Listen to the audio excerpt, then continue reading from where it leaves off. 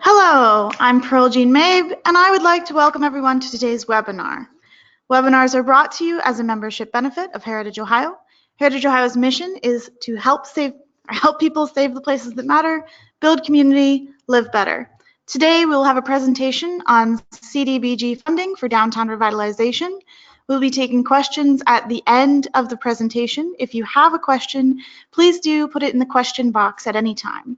Most issues with the webinar software will be solved if you close the program and restart it with the link that was sent to you. Tomorrow, we will be sending out the recording and a copy of the presentation. Please let us know via email. Our presenter today is Mary Oakley. Mary Richards Oakley has been employed by the Ohio Development Services Agency's Community Services Division since 1998. Mary serves as the Community Investments Manager for the Office of Community Development. In this capacity, Mary is responsible for oversight of more than $60 million in Community Development Block Grant, CDBG, Ohio Housing Trust Fund, Appalachian Regional Commission, and Brownfield Revolving Loan Funds annually. Programs under her jurisdiction include community development, critical infrastructure and neighborhood revitalization, economic development and revolving loan fund, residential public infrastructure, and target of opportunity and downtown revitalization. Mary earned a Bachelor of Science degree in economics and German from Center College in Danville, Kentucky, and graduated from the Ohio State University's Master's Program in City and Regional Planning. And with that, I will hand this over to Mary. Thank you very much. Good afternoon. I would like to thank Joyce Barrett and her staff at Heritage Ohio with the opportunity to discuss programs we administer that provide funding to communities' downtown projects.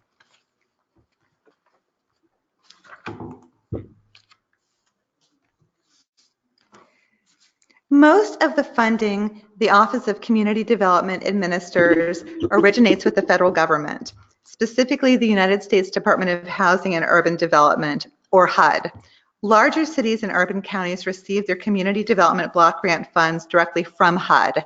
We refer to those communities as entitlement communities, and they use a consolidated planning process to allocate funds to meet the greatest needs in their communities in accordance with HUD requirements. Some of those communities use funds for downtown revitalization, and if your community is not eligible for the Small Cities program that the state of Ohio administers, I would encourage you to contact your community development department or your elected officials to find out how you can access their community development block grant funds for downtown revitalization. The state of Ohio goes through a similar process to allocate funds to rural communities and small cities. We allocate a small portion of our funding specifically for downtown revitalization projects, and that's what I want to talk about here this afternoon.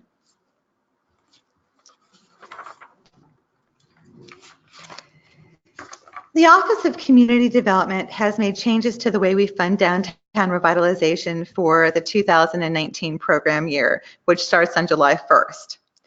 We moved our long-running comprehensive downtown program out from under the community development umbrella and restricted the use of funds to building rehabilitation projects.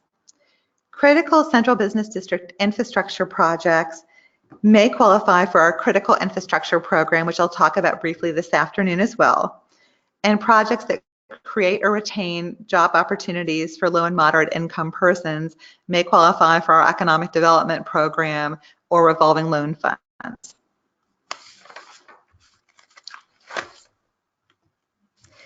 The Target of Opportunity program has always existed as a source of funding for single building downtown revitalization projects. When we determined the critical or the downtown revitalization program was not yielding the most impactful results, for example, 75% of all projects funded required extensions to attain outcomes. Even with extensions, only 51% of building rehabilitation commitments were fulfilled. Most of the completed projects were small, a lot of roof repair, signage projects, doors, windows, and some code work. And more than 10% of the grant funds were returned at the end of the grant period for use in other programs.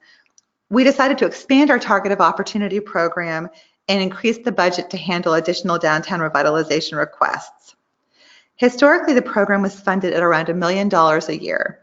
Beginning next year, the annual funding will be about $2 million, with $1 million set aside for downtown revitalization projects. With this program, we also do job creation and retention projects that are not feasible under the parameters of our economic development program, community development projects that are not feasible in other funding categories, and imminent threat projects. And all of those programs share that $2 million budget.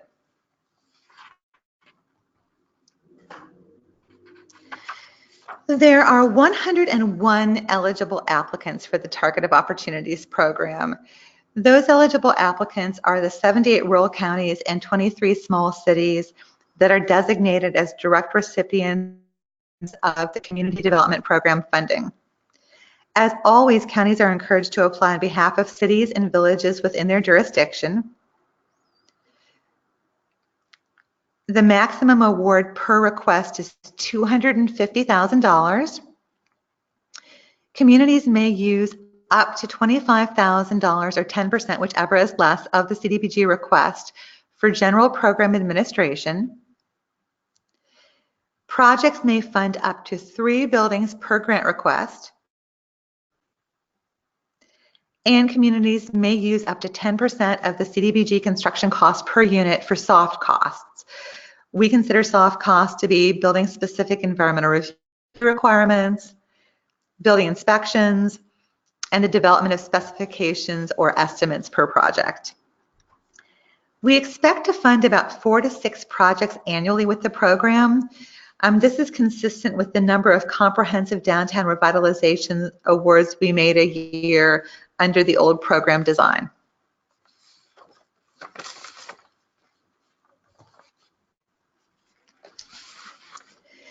There is no grant ceiling or floor per building, and on the next slide I'll give an example as to how a community may choose to allocate funds across their 3 buildings. Communities may also do 1 building or 2 buildings and allocate their grant award that way as well. The projects are still limited to buildings in a designated central business district target area that has adopted design review standards. And there are not matching funds required. However, if demand for the program is high, projects that have leveraged funds will be considered first.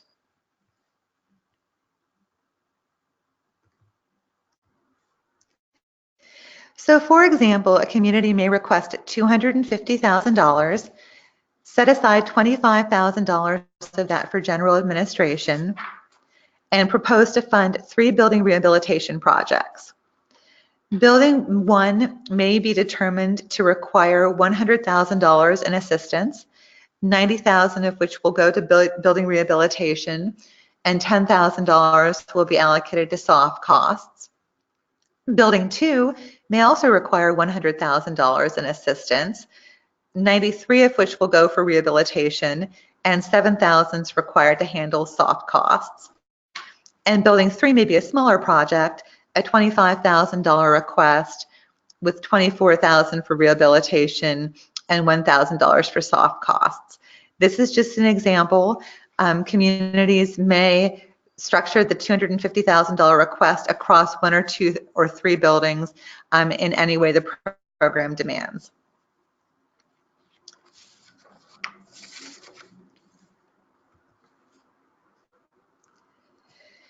All projects are still required to meet the CDBG national objective of slum and blight prevention or elimination. Area slum and blight designation is for buildings that are in a blighted area. Applicants are required to document that at least 51% of the buildings in the designated target area are substandard.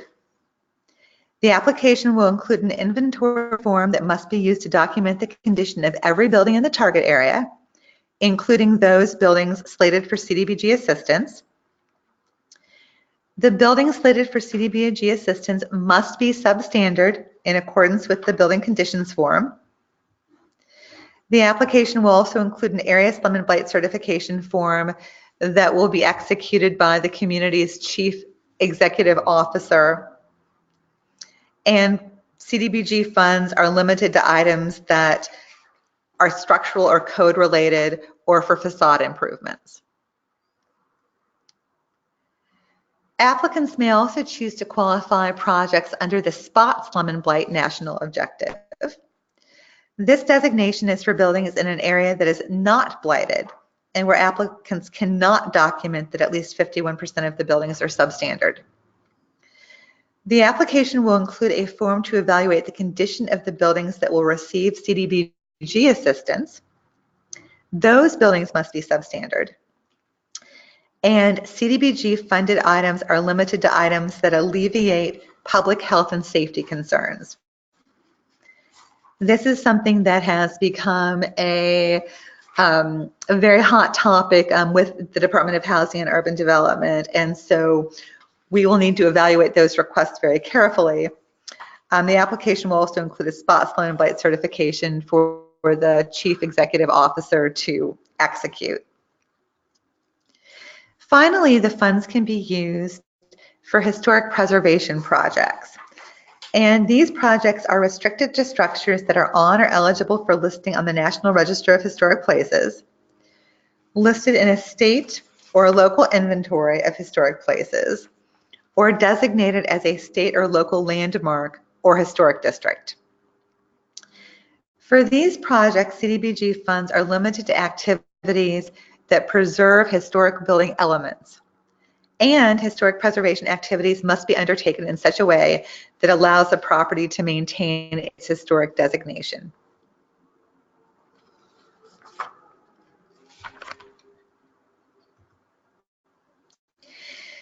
So the application process is still a little bit up in the air. We will require a letter of interest to be submitted so we can evaluate the projects for eligibility. At a minimum, the letter of interest will need to include a description of the project, a preliminary sources and uses table, and information on which CDBG national objective the project will meet. More than likely, we will develop a letter of interest form similar to what we use for the critical infrastructure program, so there is some uniformity of the information submitted. The Office of Community Development may limit the number of full open applications at one time because, again, our expectation is to fund 4 to 6 projects per year. And we do not know what demand is going to look like since this is the first year we're running this program. Currently, the proposal is to start accepting letters of interest on July 1st when the program year opens. We will review those in July and in July or August. We will open full applications for projects that appear to meet thresholds, and we will start reviewing those applications when they're submitted in September or October after our community development program review is through.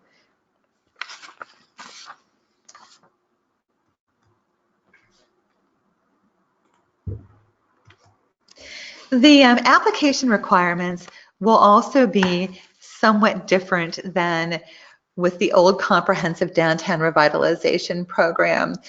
Because this is an open cycle program and communities have additional time to gather the documentation required for an application, we're going to be looking at a lot more information up front than we did after we made the competitive awards, where there would just be a project structure proposed, and then most of the selection of buildings and projects occurred after the grant funds were awarded.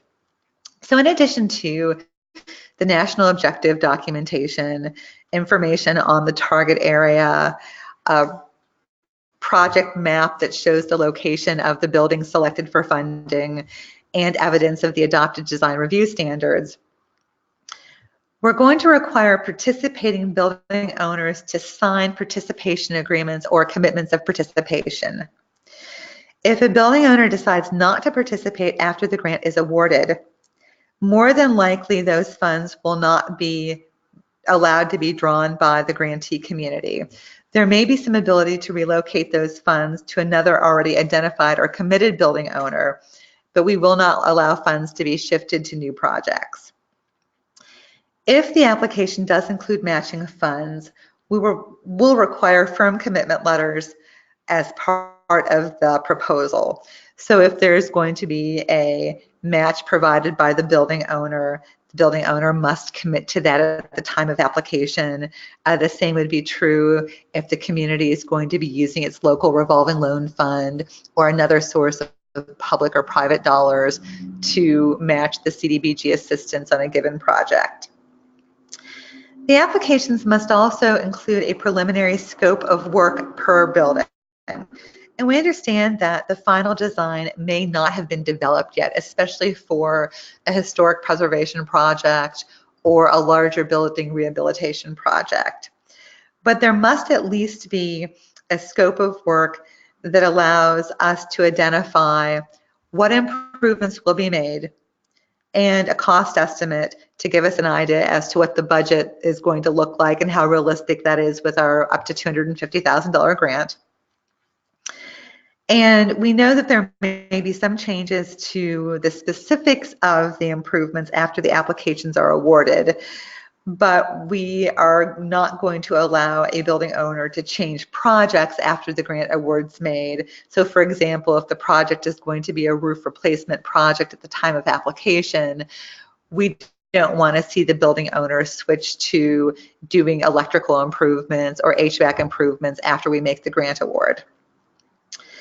We're also going to require, as I mentioned, cost estimates as part of the application. And the cost estimates must be calculated in accordance with the applicable federal prevailing wage. And a reminder to those who use CDBG funding for building rehabilitation projects, federal prevailing wage is not just required for the CDBG funded portion of the project.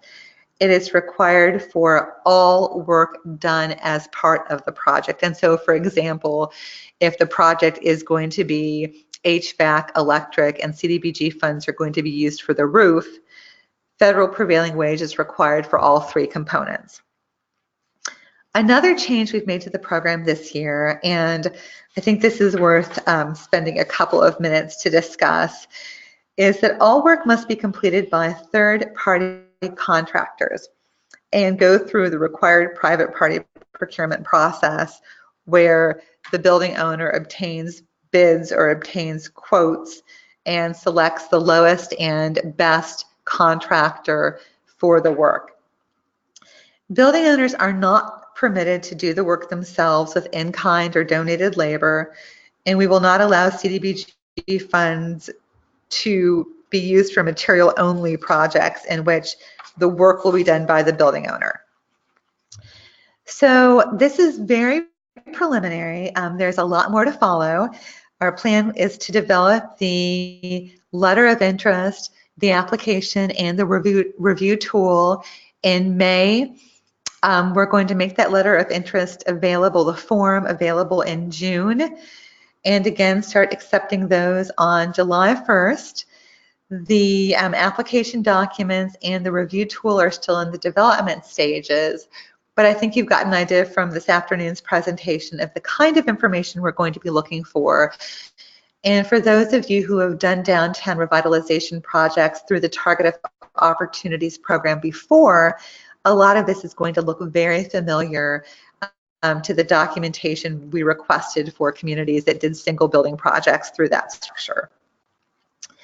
So again, questions at the end. I'm going to jump now to talk about the critical infrastructure program. And I'm not going to spend a lot of time on critical infrastructure because we are doing an application workshop for the community development program, of which this is a component, on April 22nd.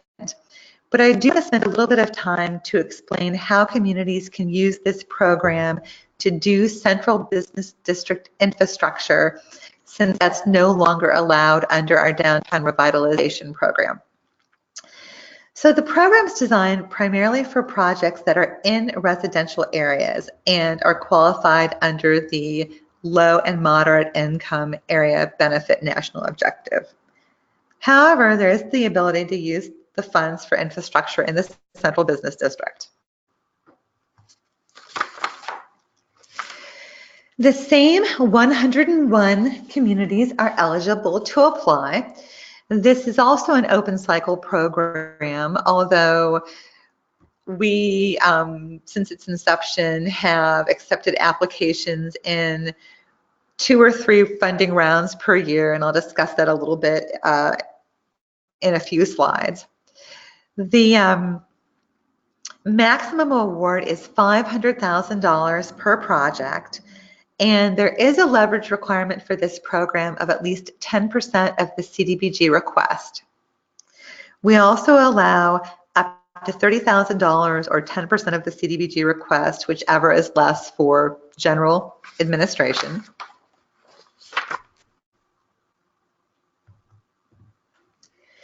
The program is designed to fund high priority, single purpose public facilities projects.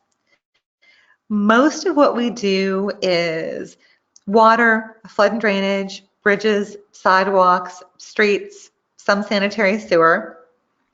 And the application must demonstrate the current condition of the infrastructure is critical or poor, meaning that the infrastructure has failed or failure is imminent. The program requires primarily residential benefit, even if the infrastructure does not have to be physically located in a residential area. So for example, a community wanting assistance to replace broken water lines in a central business district needs to demonstrate that the broken water lines create ponding that freezes during the winter, making it impossible for residents to access the post office and other basic needs.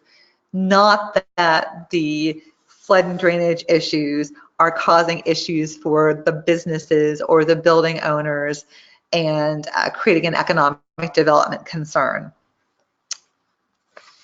We have funded a number of central business district critical infrastructure projects even prior to the program redesign. So it is something that communities have been able to demonstrate that even though the infrastructure again is on Main Street, that it's the population of the community that's really impacted by the poor critical condition. The program does have a letter of interest requirement. The letter of interest is a form that we post on our technical assistance website. It requires information on the project description, the criticality designation of the current condition of the infrastructure, a draft or proposed sources and uses budget, and information on the national objective the project will meet. In this case, for infrastructure projects in the central business district, the national objective is always area slum and blight, and the applicants must not only document that this infrastructure is substandard, but that at least 51% of the infrastructure in the central business district target area qualifies as substandard as well. The round 1 applications are due June 14th of 2019. We post that date to coincide with the community development program, since a lot of communities will match that funding source with critical infrastructure to put more funding toward projects. And we expect to have the letter of interest form posted by May 6th, and we'll start accepting letters of interest May 6th or May 7th for that June 14th application due date. And the published rating criteria for this program as as follows. We score applications on a 100-point scale. And this differs a little bit from the Target of Opportunity Downtown program, in that projects are required not only to meet the program thresholds for funding, but also to rank well in comparison to other applications that have been submitted during the same funding round. And the things we consider are distress, which is comprised of the low and moderate income percent of the service area, and also the low and moderate income percent of the infrastructure owner. This application is scored on leverage, so the amount of public and private matching funds a community can bring to the table. And then the majority of the points, 60%, come from the program design, which includes, among other components, how critical the condition of the infrastructure is, how close it is to failing or whether it's failed, the impact that infrastructure failure has on the residential population, and the impact the improvements will have on them as well, how ready to proceed the project is, and then a measure of administrative capacity, so the community's track record in administering community development block grant program funds.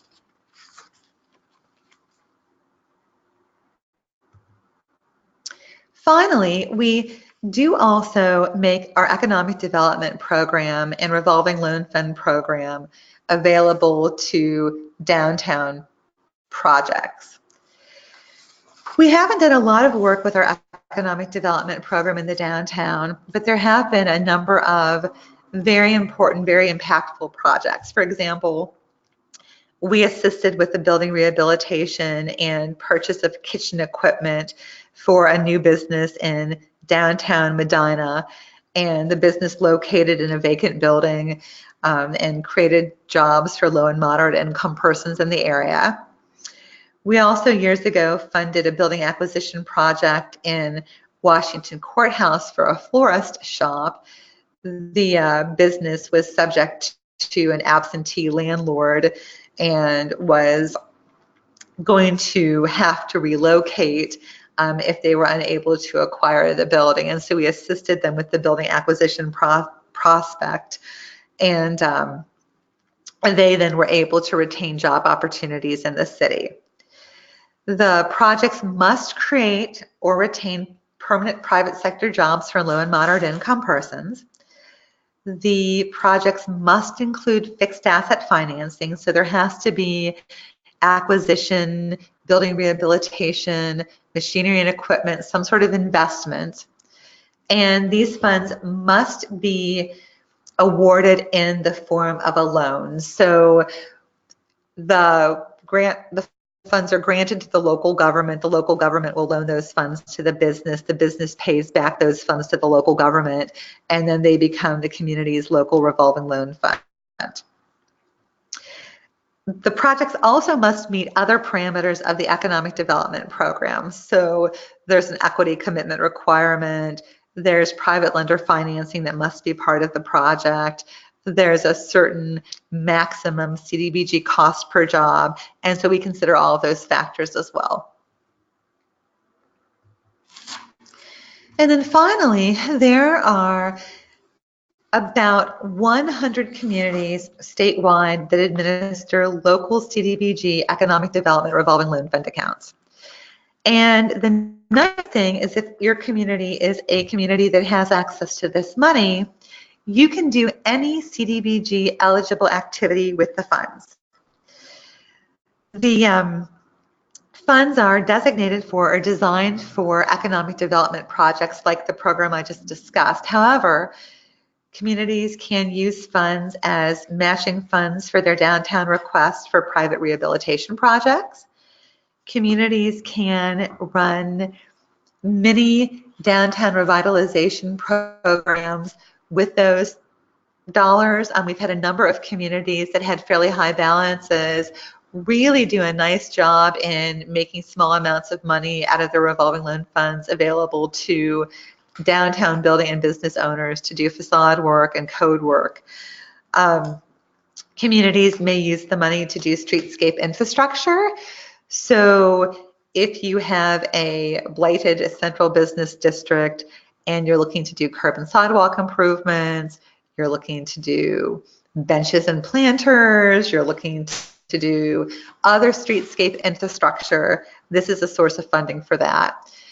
And a number of communities have used this program to do planning as well. So communities looking to do comprehensive downtown revitalization planning, wayfinding in their central business district, those kind of projects have been done as well. And so It's as easy as putting together the documentation required for a community development application, and the process requires a waiver approval from us, but there's a lot of flexibilities for communities who have these funds and want to commit them to downtown revitalization. And with that, here's my contact information. Again, I'm Mary Oakley. I'm the Community Investments Manager for the Office of Community Development. My office, we have 6 community development representative staff assigned regionally throughout the state, and you're welcome to contact me or contact any of them with more questions. So it looks like we have a number of questions that have been asked during the presentation. I will read the question and then I will give my best attempt at answering it. So the first question, can a neighborhood business district within a larger city be considered a central business district? Yes, if it's one of the cities that qualifies for the state's program. And so, for example, we've had a number of communities where they have either designated multiple central business districts or they have phased their program to handle only a number of blocks of their central business district at one time. So, for example, the city of Ashtabula has a waterfront commercial district and a more traditional downtown district, and they've designated both of them to qualify for Downtown Revitalization Program funds. And so you can do a subset, but you've got to be one of those eligible communities through the state's program to do that. For the communities, again, who don't qualify for our funding, I would encourage talking with your local elected officials or your local community development department about how they can use block grant funds to do similar improvements.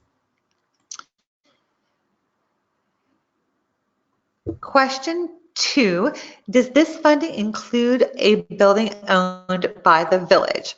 So the answer to that is maybe. We can assist buildings that are owned by units of local government. However, the building cannot be used for government conduct. And so, for example, if the village owns a building and the building is leased to the YMCA, or the village is used by the Convention and Visitors Bureau, or the building is leased out to a for-profit craft and decor shop, we can assist with improvements to that building. It just cannot be a building that's for the village hall or the police department or something like that. So next, can we create a facade improvement program to restore many of our historic buildings in our downtown? We have more than 3 buildings that need to be restored. So yes, you may. I have several suggestions along those lines. The first would be to look at your community's community development allocation program. I didn't talk about that today because most of the projects that communities do with that funding is for their small projects for public infrastructure improvements. However, there are a number of communities that have used that funding to create a mini comprehensive downtown program where they will make awards to 3 or 4 or 5 buildings. I had mentioned communities that have access to local revolving loan fund money may do just that. Or my other suggestion would be, and again, we don't know what demand is going to be for the new program, but the idea is for communities to apply for the funding, to have projects that are ready to go, to get them done quickly, and to come back in for the next round. And so we expect to see some communities getting funded, doing 3 buildings, getting those wrapped up successfully, and coming back in 12 months to do another 3 buildings. So you've got a couple of different options. And then following up on that, do you need legislation from the council approving the application request?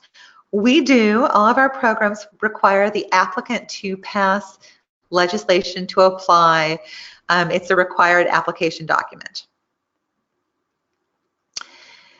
Next question.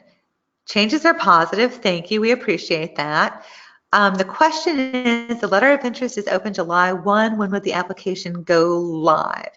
So the idea would be that if we open the letter of interest or start accepting them July 1st, we will open applications on a first come, first meeting threshold basis, and then communities would be able to start working on the application.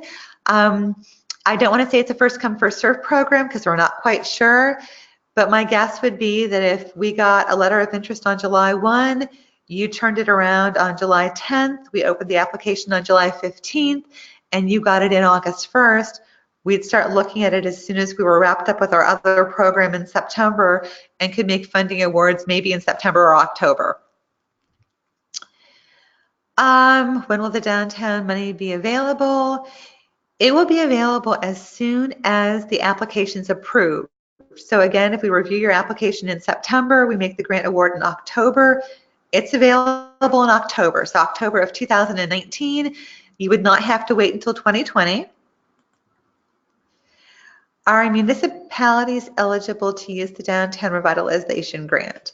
Again, yes, our awards go to a unit of local government, and then the funds have to go for buildings that are not general conduct of government, but yes, the local government can use those funds. Can a community have more than one target of opportunity grant open as long as a significant progress is being made? Maybe. So as I mentioned during the presentation, we have different categories of target of opportunity funding. And I definitely could see a situation in which a community might have an economic development type target of opportunity application or grant open and a downtown, or a community development for a senior center or a homeless shelter and a downtown open at the same time. I cannot imagine with our anticipated demand, however, that we're going to grant a community more than one downtown target of opportunity grant at a time. Remains to be seen. Can a community apply for critical infrastructure and target of opportunity during the same cycle? Yes, a community can. We would encourage that, in fact, if you're able to coordinate projects. The next question is about whether the county needs to apply, not the individual village. And yes, that is correct. We're limiting applicants to the 101 community development programs, so 78 rural counties and 23 small cities. But those counties can apply on behalf of villages in their jurisdiction. How would we determine if we're one of the eligible cities to apply for the grant? So our program year 2019's consolidated plan lists those 23 eligible cities. It is posted to the Ohio Development Services Agency's Technical Assistance website, and I can also get a list to you if you email me directly as well.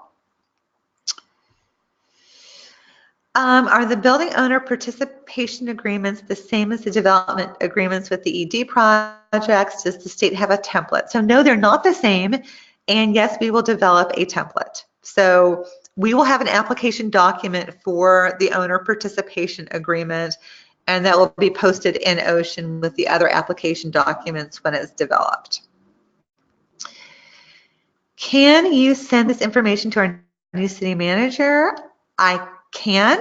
If you contact me directly after today's presentation, I would be happy to provide information to anyone and everyone. So for the target of opportunity, what if there are 3 buildings funded, but 1 or 2 projects go over budget? Is the additional cost passed on to the building owner? I would say that's up to the unit of local government. We're not going to award additional funds. And so if you get a $250,000 grant from us and you do 3 buildings and you end up needing $270,000 rather than $250,000, that money is either going to come from owner equity or the local revolving loan fund or a private lender or some other local source. Could the funding be used for flood mitigation as it relates to the target project? So it's possible. I actually am encouraging communities to look at flood mitigation under their critical infrastructure program if it's structured in a way that where one can demonstrate that the way the infrastructure is designed now is creating flood and drainage impact for that local community. We work with FEMA closely. We have an environmental review compliance manager in our office who reviews projects for floodplain compliance, and so we definitely want to talk about exactly what you have in mind, but we do a lot of flood and drainage projects and certainly some critical infrastructure for flood mitigation as well. Next question, at 4 projects per year at $250,000 each, it seems like you will have many more requests than can be fulfilled. How do you intend to spread those funds over time geographically? If a community has received a grant already, do they move down in priority? So it's an interesting question. It's something we're definitely going to have to consider. There's a plus and a minus, or 2 sides to that coin. On one hand, if a community has already received funding, we definitely do want to spread the funds geographically, and we are concerned about every area of the state having equal access to the money. On the other hand, if we have a community that is really demonstrating great successes with the program and getting projects done, getting them done well and ready to apply again, we don't want to penalize those communities. We want to keep working there. And so I think a lot of it is just going to depend on demand, administrative capacity, how successful communities have been, and kind of looking at the long-term trend about where our dollars go. Next question, can a nonprofit that administers CDBG for the city receive target of opportunity for historic building? So CDBG funds by statute are required to go to a unit of local government. We only can grant funds to cities and counties and in some cases villages. That said, we do a lot of work with nonprofits that administer the program, nonprofits who own buildings that benefit from assistance, and nonprofits that are involved in providing public services that benefit certain populations. And so not the direct grantee, but very integrally involved. And then the next question, and this may be the final question. Oh, it's not. Okay, well, that's fine. So the next question, who is eligible to administer the grant? Does the county CDBG allocation administrator need to be the grant administrator? So no, they don't. They don't.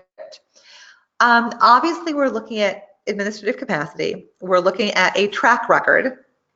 So communities receiving these funds have to demonstrate they have the capacity to administer CDBG funding. However, we see projects frequently where we make a critical infrastructure award to a county and regional planning administers it, and then we make an economic development award and a CIC administers it, and we make a residential public infrastructure award and a for-profit consultant administers it. So that's definitely not a requirement.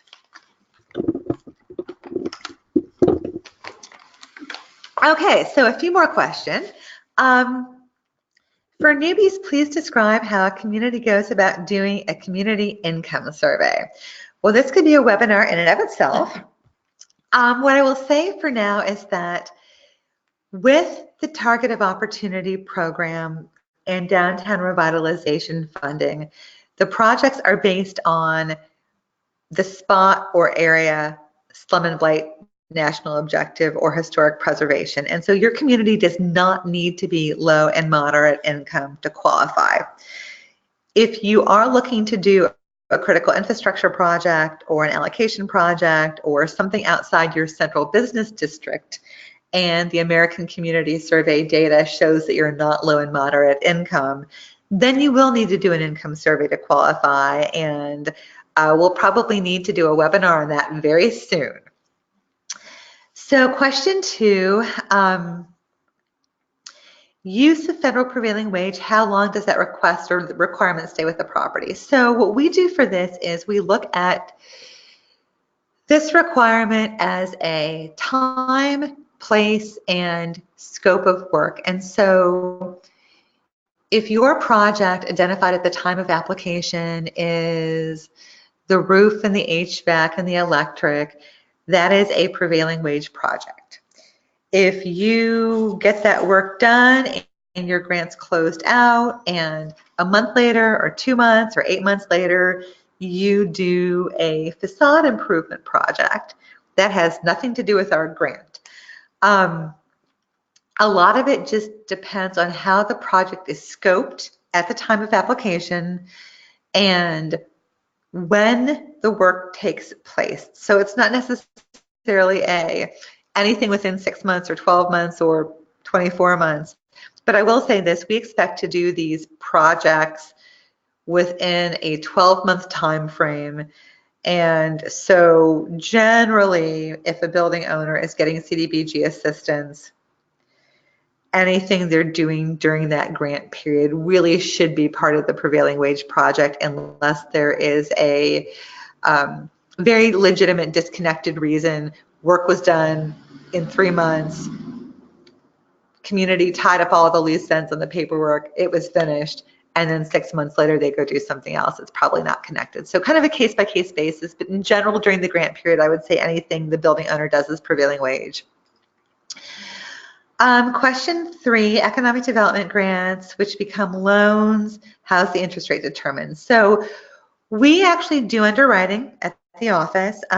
Each community is required to have a local revolving loan fund committee that works with prospective businesses to determine the appropriate interest rate for the project. We generally look at 2 things. One, we're not an incentive funder, so the interest rate is not intended to be an incentive. It's just intended to be what is affordable to the business to get the project done and to have the funds be repaid. We're also we're in the community development business. We're not in the making money bank business. And so we also are not looking to do projects where it's prime plus 6 or prime plus 12. So generally the community does underwriting. They make sure that the interest rate is, so the project gets done, the project can be repaid, and the business owner's not being unduly enriched. And then we get that proposal and we do underwriting at the office as well. Next question, an example of how city provides leverage to a downtown building rehab. Well, I mean, this can be done in multiple ways. We first and foremost, I think the example we see most often are communities that do have a local economic development revolving loan fund, and they might structure a project where the grant funds coming from the state are a grant, and then if the building owner wants to do a bigger project, the community can use some of that economic development revolving loan fund either as a loan that gets repaid or as a grant for the rehabilitation project. We've also seen a couple of cities set aside general revenue funds and develop a pot of money that's used as match for these projects, either as a loan or as a grant. That's a little less common, but it seems like it's worked well in at least one community I can think of. And sometimes communities have access to other funding. There's a foundation that does this kind of work or takes an interest in the program, or a community improvement corporation or something like that, and they can then put matching funds toward the project.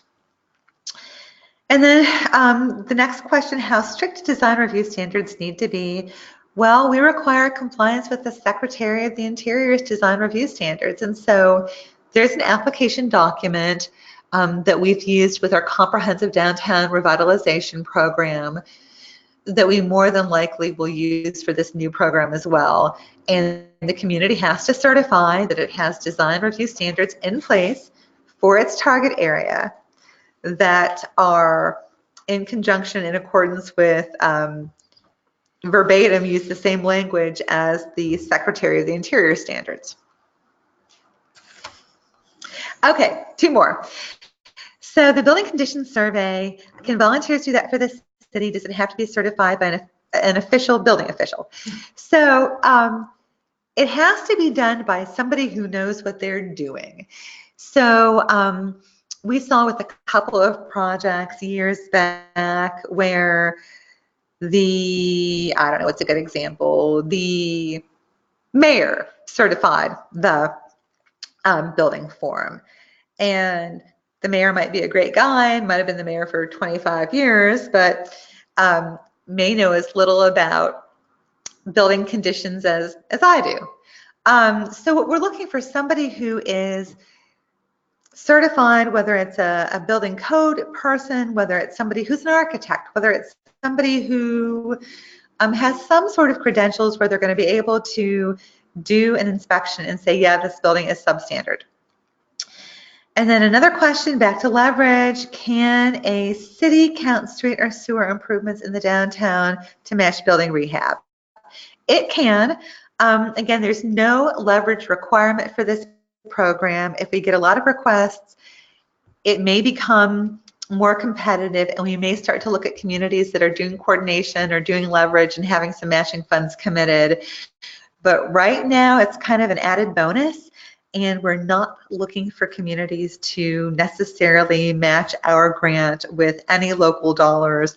Sometimes, as great as leverage can be, trying to coordinate that and timing with our grant funds ends up being a bit more complicated than it needs to be. I mean, for example, if a community is getting public works money or Department of Transportation money, and they have to wait for 3 years to start their infrastructure project, and that delays their building rehab project, that is something that we actually don't want. It's easier just to use the money and do our downtown rehabilitation project. So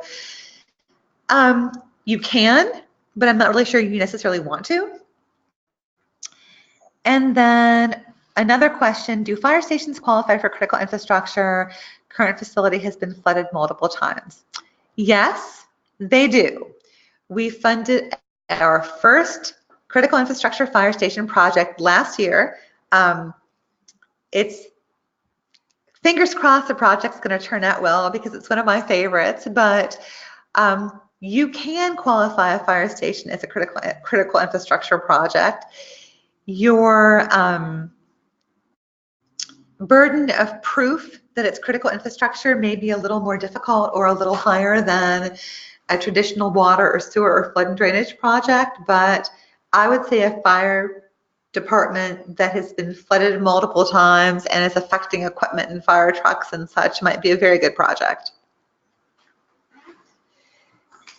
And with that, again, you've got my contact information if anybody wants to reach out to me or my staff with more questions, and I thank everybody for participating.